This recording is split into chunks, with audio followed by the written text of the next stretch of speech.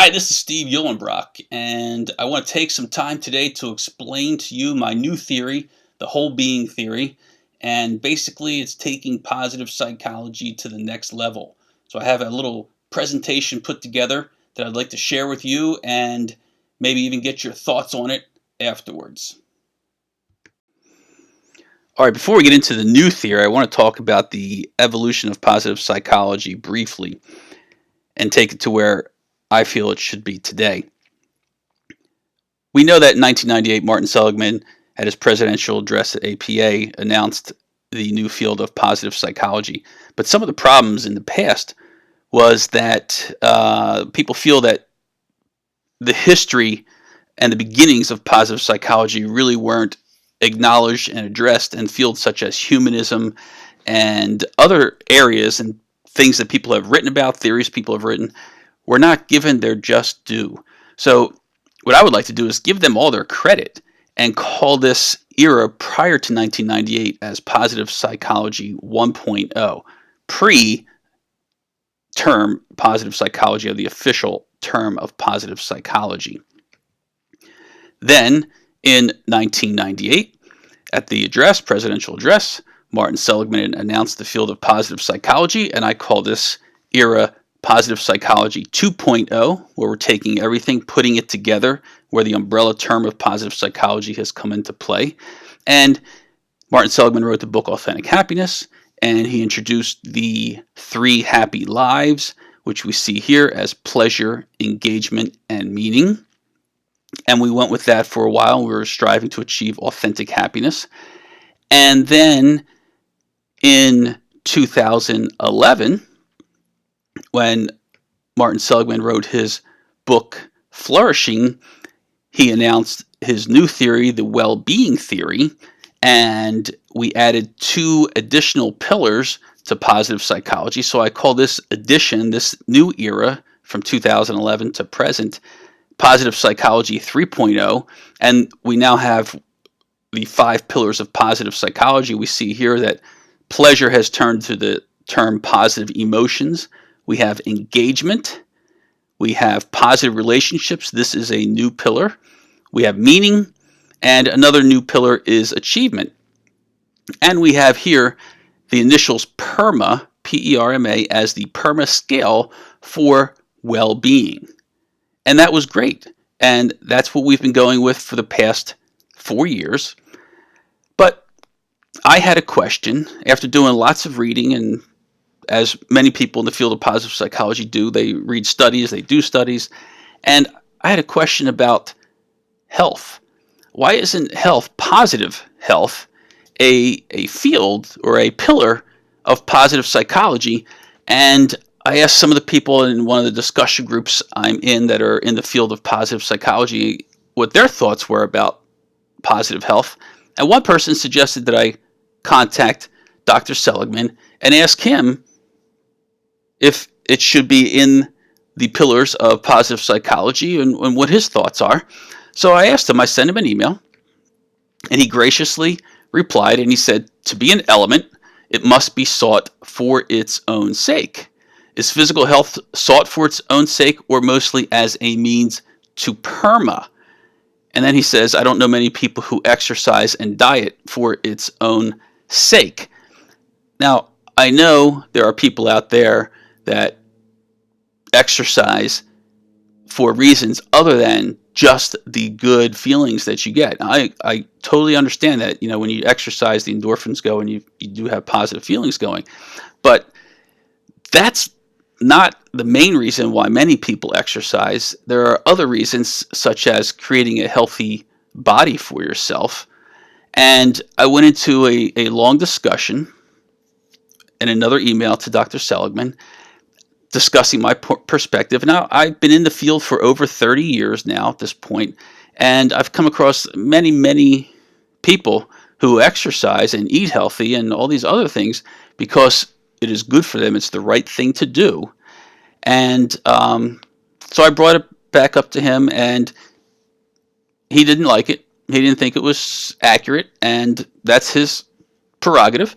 So we move on, and I look around, and I continue to see, what's out there. And I find that there are some other experts, people in the field who use health as a mainstay in their quest for reaching total well-being and whole being and all that. And we have Tal Ben-Shahar, the noted positive psychology professor from Harvard University. And we see here he has a program he calls SPIRE. And the P in there is physical, and it stands for physical well-being, where it says cultivating a healthy body through exercise, nutrition, and adequate rest and recovery. So Tal Ben-Shahar goes into the physical well-being also. Then we have another group of actually graduates from the Masters of Applied Positive Psychology program at Penn, University of Pennsylvania, and they have created a certificate in positive psychology, and they have a place called the Flourishing Center, and they also have PERMA, the 5 pillars, but they have added a V for vitality as one of their pillars, and that includes health and other things with regard to reaching and striving for total well-being. So, I've given more thought to this and discussed it with other people. And, thinking back, we know back in the early days in the 16th century, I believe, with Rene Descartes, talking about separateness of the mind and body and talking about dualism. And we know that that's not true. And that whole theory was knocked down and said, mind, body, we are one. Our mind affects our body affects our mind. And, there's that whole mind-body field out there now.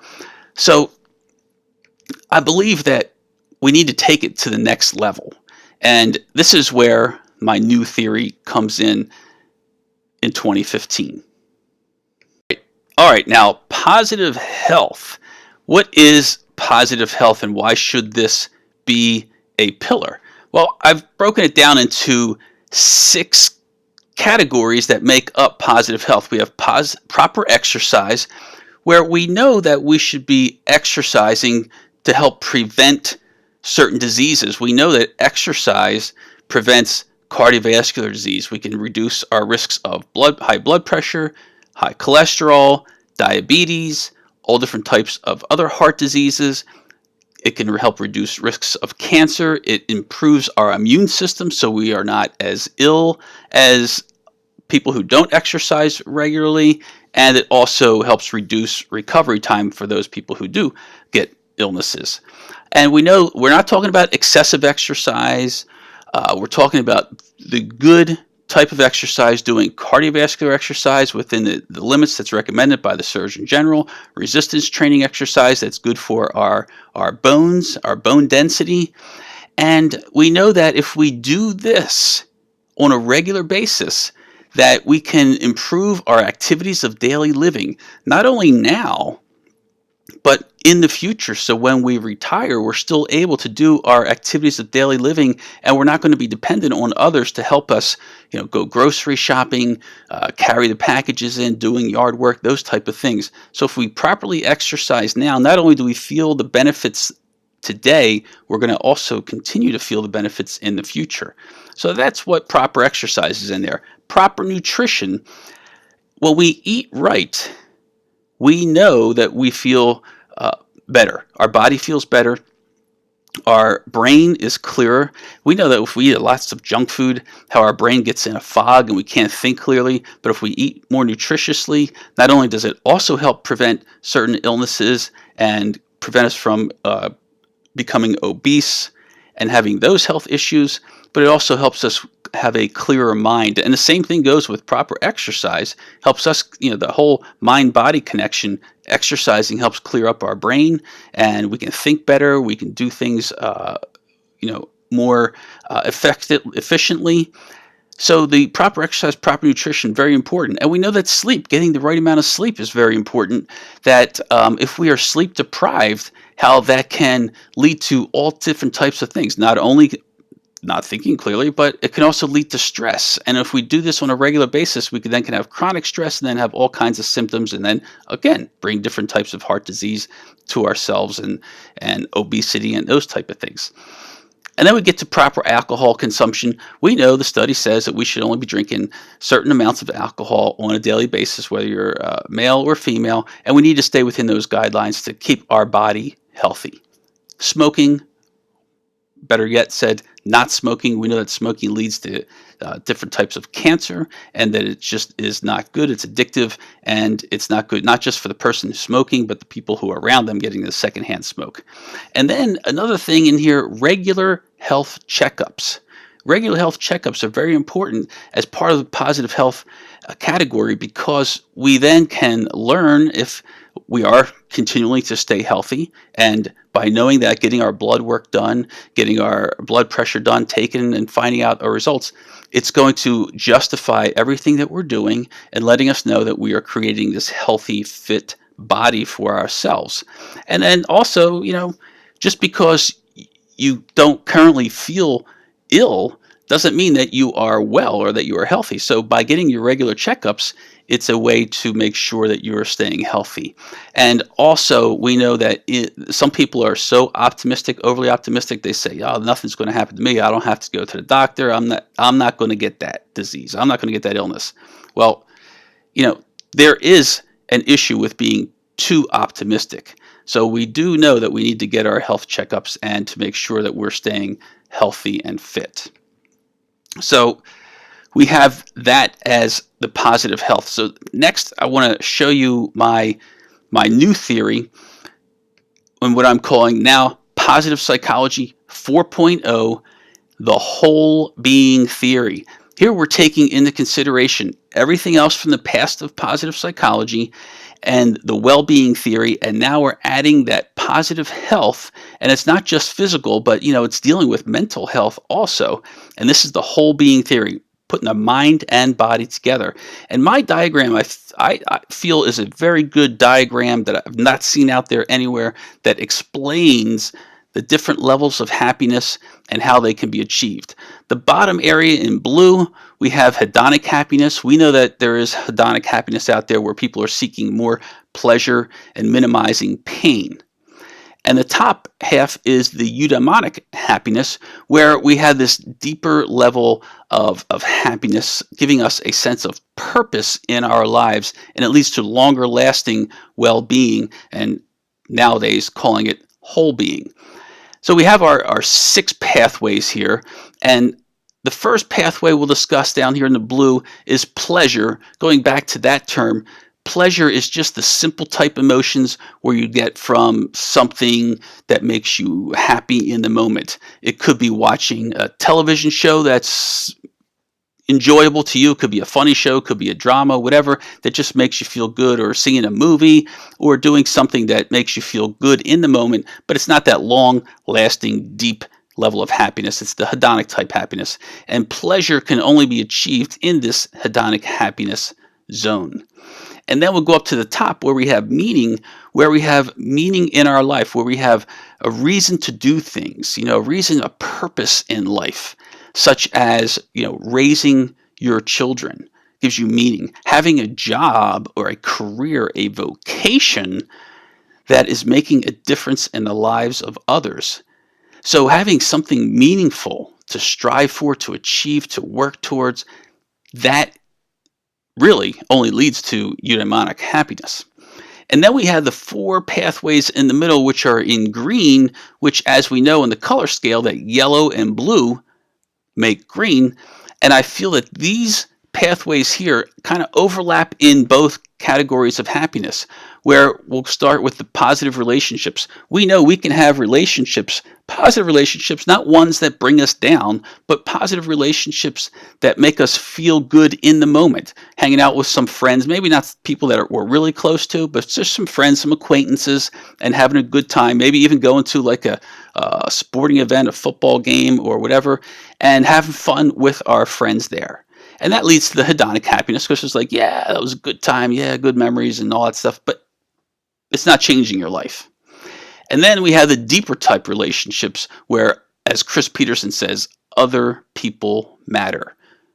And we have our personal relationships with our family, our significant others, that raise our level of happiness up. And when we do things in groups, we know that having good social ties raises our happiness level up, and we know when we have people that we can go to, discuss our life with, that it gives us more meaning in life. And then also when we do things for others, when we lend a hand to other people, having other people matter, making a difference in their lives is going to raise our happiness up. And we go into the eudaimonic happiness level there.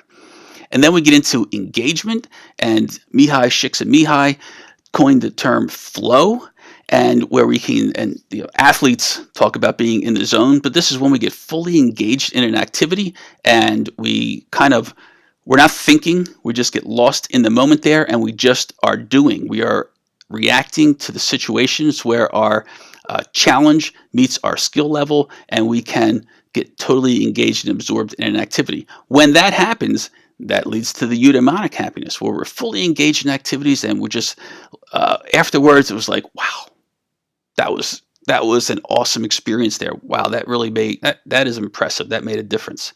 And then we can also get engaged in some simple activities. Doesn't matter what it is, but we can get engaged in maybe like playing some music or cooking. And it's like, wow, that really felt good. And at the moment, it makes you feel happy, gives you that hedonic type happiness, that little simple pleasure. But, getting involved in cooking a good meal or playing music may not totally change your life, but it does bring you happiness. So that's where the hedonic happiness comes in. And then we have the pillar of achievement, and we'll stick with hedonic happiness here for achievement. And that could be simply winning a game of backgammon, or winning a game of Trivial Pursuit, or doing something like that, and it just makes you feel good, like, yes, I won that game and I did well, and it makes you feel good in the moment. But winning a game of backgammon, let's face it, it's not really going to change your life. But then we also have achievement in the category of pursuing personally meaningful goals. And then when we do achieve them, it's like graduating from college, getting a certain GPA in college that gets you to the next level, maybe going to grad school, having things like this, creating the life that you desire for your family, achieving these goals, having a career that makes a difference in making positive impacts on other people's lives. You're achieving certain things. Well, that leads to the eudaimonic type happiness. And that lasts. That gives you a purpose. It's like, yes, I'm raising a good family. I've achieved that. And a lot of times these things may cross over with engagement and relationships and achievement and meaning. And that's awesome. And, there's not saying that they have to be completely separate. Many times, I could give examples, I'm not going to, where I could get 5 or 6 of these happening in one time. And then we get to the positive health pathway. And like we said, doing things like exercise and taking care of yourself makes you feel good in the moment. We know that the endorphins go, dopamine increases, and we feel better when we do certain types of exercise. Not all exercise, but certain types of exercise. So in the moment, it leads us to the hedonic happiness. But we also know that by creating this healthy, fit body for ourselves, by doing the right type of exercise and nutrition, getting our sleep, and taking care of our body by not smoking, not drinking too much, going to the doctor, that we are creating a future for ourselves that we can still do the things that we need to do, our activities of daily living. So not only today are we self-sufficient, but in the future we'll be self-sufficient too. And that, I feel, leads to the eudaimonic type happiness. And that completes, now that we're dealing with the mind, the body, achievement, relationships, all these things, leads to what I am calling the WholeBeing Theory, starting now in 2015. So that's the WholeBeing Theory. This is me. This is my contact information. If you have any questions, if you want to discuss it, I'd be glad to discuss it with you. In the meantime, I'd like you to go out there and make it a great day.